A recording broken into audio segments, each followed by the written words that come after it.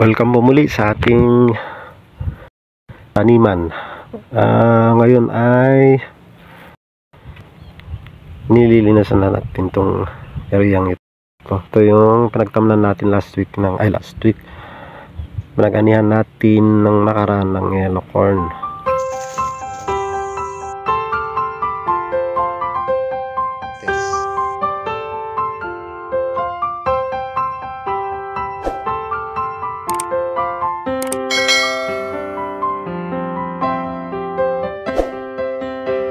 At saka yung tanim natin doon na corn ay nililinisan, niliit.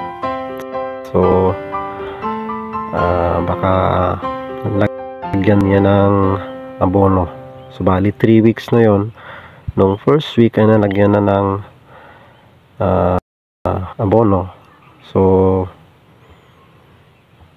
pwedeng ngayon yung second application niya, hanggang 3 yung application. So third week niya ngayon, so yung second application niya, at yung last application niya ay sa 5th week.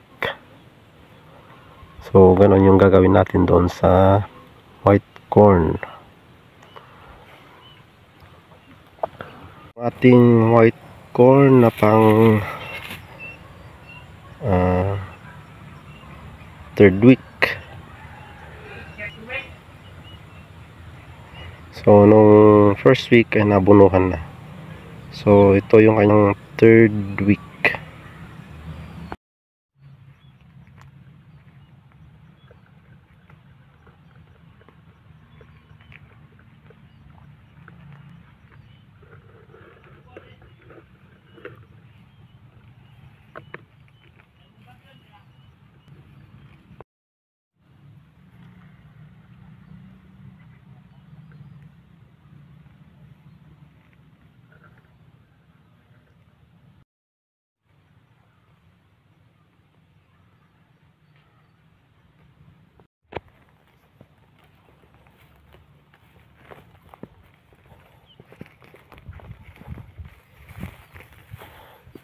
Ako hindi pa yatag.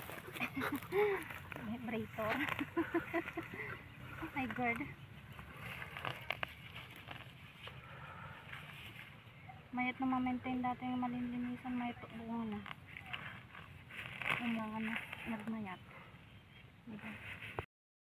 So ito na yung tanim natin last week na kamuting kahoy. So bali 7 days na ngayon at wala pang tumubo.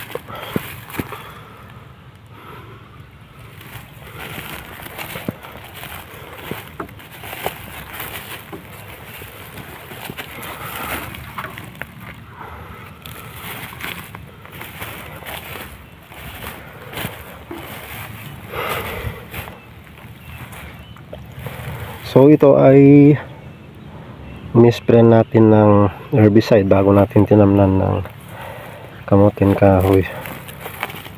At kanina ay nag-grass cutter na rin tayo dito sa part na to.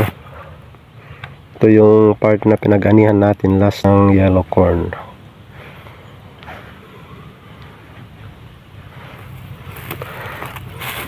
At dito naman yung tinamnan natin ng yellow corn. Bali 2 weeks na to. Supposed to be ay naabunuhan last week, kaya lang bihira pa lang yung tumubo. Kaya kabukas pa lang yung kanyang first application. So ito yung bala nating linisan lahat para tamnan ng kamuting kahoy na lang.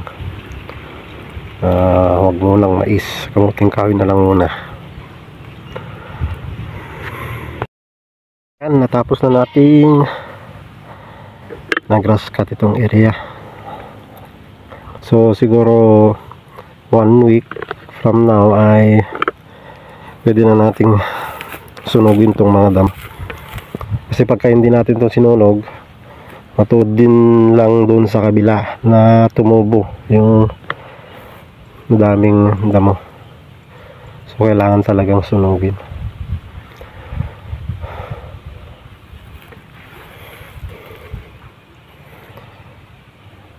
So yan po ang ating update ngayong araw, at maraming salamat sa panonood.